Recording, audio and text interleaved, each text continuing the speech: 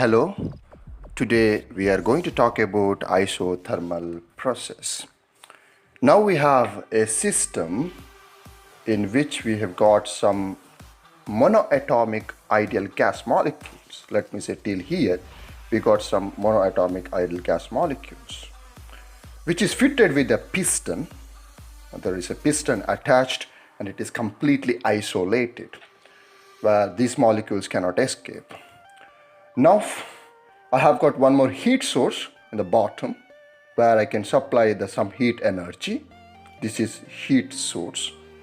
Now what does this isothermal process mean?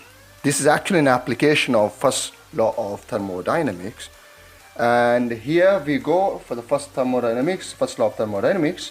It is just dq is equal to du plus dw. That means amount of energy supplied to the system is appeared in terms of change in internal energy as well as the work done by the system. Now, when can you say that it is an isothermal process? The thermodynamic process is an isothermal when the temperature of the system is constant. So this system in which we have got monoatomic gas molecules has a temperature which is constant. It can be 300 Kelvin, but it is constant. It's not changing.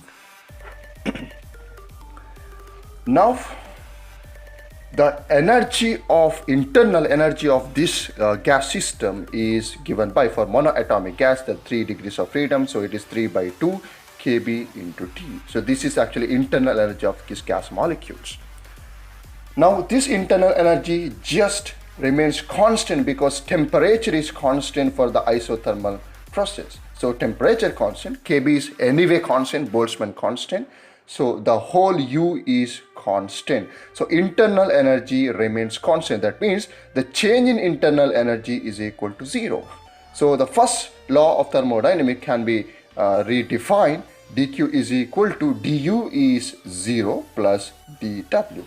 So that means dq is equal to dw. That means whatever energy you supply from the heat source can be appeared in terms of work done. So there is no change in internal energy. So whatever energy you supply will not be used to increase the temperature or kinetic energy, but it can be directly used to do the work. So that means the piston will rise up. Definitely, because there is no change in kinetic energy or velocities of these because of this heat and source. Since it is isothermal process, the energy that's supplied should be utilized as work done. So that is why this piston will go up. So that means actually volume changes, pressure also changes. So in isothermal process for monoatomic gas, for example, now I'm going to take monoatomic gas molecules. It's an ideal gas and I've got PV is equal to nRT. If I take 1 mole of gas, this N is equal to 1. So I've got PV is equal to RT. For isothermal gas, the temperature remains constant. So PV is equal to constant because R is again a constant. So left hand side, I've got a product of pressure of the gas and volume of the gas. This tells that P is inversely proportional to V. Now if I plot the graph P versus V for 2 different temperatures, I'm not changing the temperature. Temperature of the system remains constant. For the first case, it can be 300 Kelvin. For the next case, it can be 600 Kelvin. Now, for this P versus V, since it is inversely proportional, this type of graph will get, right? And for the sum state, this is the pressure. This is the corresponding volume. Now, if the temperature of the gas increased and you have isothermal process in which temperature remains constant for 600 Kelvin, so the curve little bit shifts up this way. So now for this P, this is the corresponding wave. So thank you for watching this. Have a nice day.